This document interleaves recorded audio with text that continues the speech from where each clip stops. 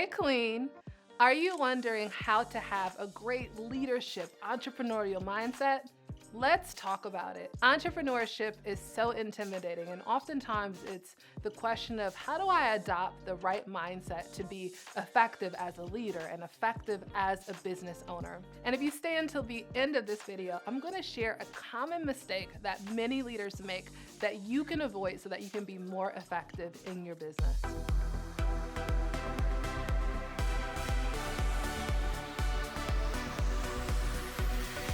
When I think about the responsibility of leadership, it's something that really excites me. I think it is an honor and a privilege to be a leader, but I think to whom much is given, much is expected. And in leadership, I think one of the first important mindsets to adopt is a visionary mindset. As a leader of the business, people are looking to you for the vision and for direction. And you have to create that space for that. And you have to develop a mindset where you prioritize visioning on the business. Too often I work with CEOs. I train thousands of women entrepreneurs all around the globe.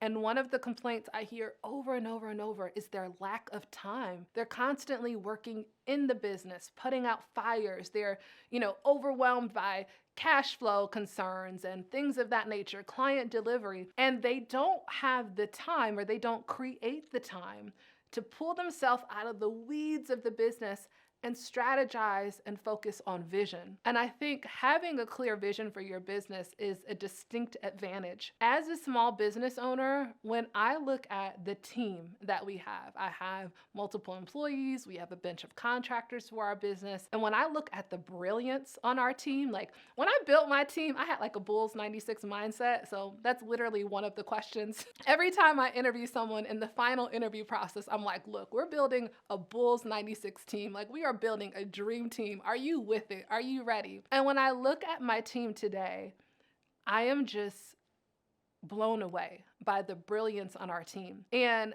I know that they're not on this team because I'm able to offer them, the highest salary, and I can't necessarily compete with the benefits of a Fortune 500 company. But every time I talk to the women in the team about why they're a part of our organization and why they're bought in, they say they're a part of the team because they were bought into the vision and the mission of what we're doing. It's not about necessarily the financial incentive, but the fulfillment of being a part of something that's creating impact. And so that is a competitive advantage for you as a leader.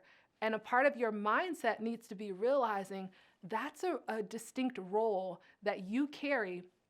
Other people are looking to you for that vision. That is also how you will be able to attract top talent, is by having a vision that compels others.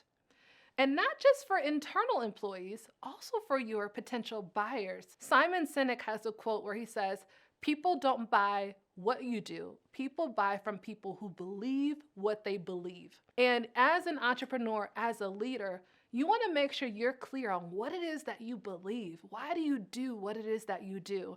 And be vocal about that message in the marketplace, because you are going to attract those raving fans, those raving fan buyers, those raving fan clients, those champions for what you do, because they're bought into your beliefs as a business owner. It makes me think of a brand like a Chick-fil-A, right? So they're very clear on what they believe. They're closed on Sundays.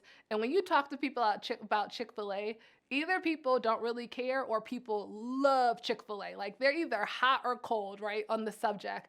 And that's the opportunity that you stand to create by being very, very clear about what you believe and creating time for that vision. The thing about a vision is that it evolves over time. This makes me think of a specific story right now. Something that we're navigating is that one of our contractors has been a dream on our team. And we really treat our contractors like employees anyway, as a part of the team. And there's one person in particular where we were just like, we need to have this person on our team. And so we had a conversation with her about, would you be interested in being an employee? What would that conversation look like? And what was very interesting to me is that, she said, I never thought I would be an employee again. That's just not something I was interested in. And she said, I really want to know, what's your 5-year vision for the company? Of all the things she could have asked, right? Like, salary, benefits, what are going to be my working hours, what exactly will I do in the day-to-day. The thing that was most important to her for discerning if she wanted to step back into the role of employee was, what was my vision as a leader?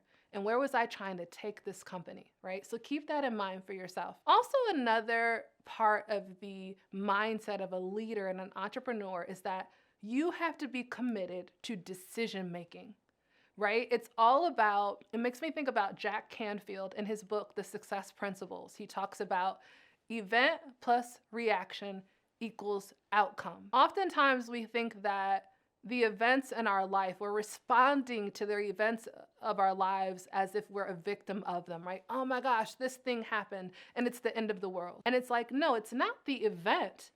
It's your reaction to the event. And as leaders, every day there's going to be something that you're going to encounter or face as an entrepreneur.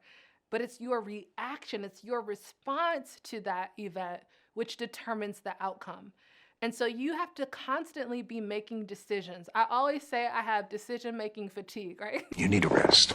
So I was speaking at an event and I was talking about my idea of a perfect date. I run a business and I have employees, I have contractors, like I said. I'm also a mom and I have 3 kids. I have a 5-year-old, a 16-year-old, and a 17-year-old. So at the end of the day, my idea of a perfect date is the one where I ain't got to make no damn decisions. Like, tell me where to be, tell me what to wear, tell me what time to show up. You pick me up and take there. Don't ask me what I want to eat. Don't ask me what movie. If we're in the movie theater, don't ask me where I want to sit. Just lead me, because running a business and being a mom and all of the responsibilities, it's like by the end of the day, I have no cares to give. So as a leader, we have to make a lot of decisions, and we have to embrace the fact that oftentimes people are looking to us, but it's also about massive imperfect action. You have to just have the confidence to trust your intuition, to lead, to make decisions.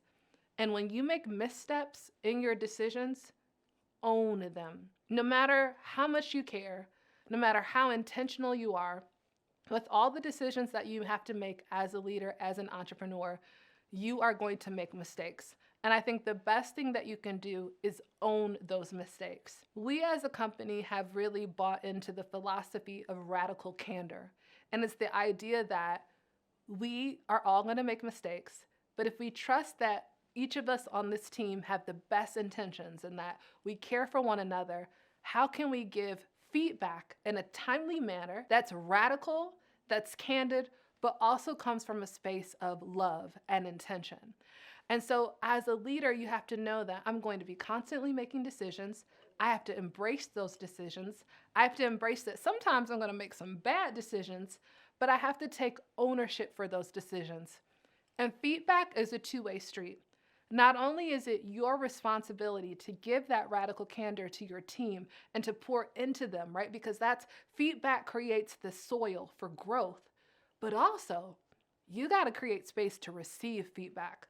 I tell everyone, I think feedback is the breakfast of champions. Like when I do performance reviews with our team, not only am I reviewing their performance, but I'm asking them, how do you rate the performance of us as a company? How do you rate the performance of me as a leader? How do you rate the performance of the systems? Like you're grading us just like we're grading you. It's a two-way street, right? So I think those are the skill sets that are really important and the mindsets that we have to adopt as leaders. Being visionaries, embracing decision-making, taking ownership for our decisions, giving feedback, and also having the space to receive feedback. I think those are the mindsets that have stretched me, that continue to grow me. I think being a leader is just a constant evolution. And it makes me think of Carol Dweck, who talks about the growth mindset, just embracing that growth mindset that who I am as a leader today is not who I'm going to be as a leader 5 years from now, and giving myself space to grow. When I talk to women entrepreneurs, it's very interesting because oftentimes they are boxing themselves into this small vision for their business. They're like, I want my business to grow, but, I don't want it to grow too big where I need a team. And I don't think every entrepreneur needs to have the mindset that they want to have employees. I hold space for the person who wants a side hustle, who wants to be a freelancer, but I want you to inspect why that's your goal.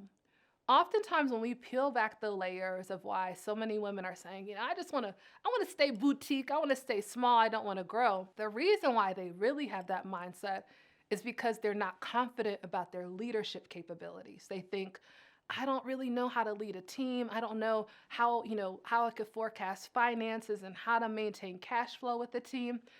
And I tell them, don't let your existing skill set have you play small on your vision. When we think about growth mindset, the skill set of being a leader is a skill set that you grow over time and you can improve. The skill set of being able to manage finances for a business that has employees or overhead is a skill set that you can develop and a skill set you can hire, right? To keep it 100 with you. So don't let your vision be small because of who you are today. Give yourself space for expansion, right? I want to hear from you. What are your best practices for leadership?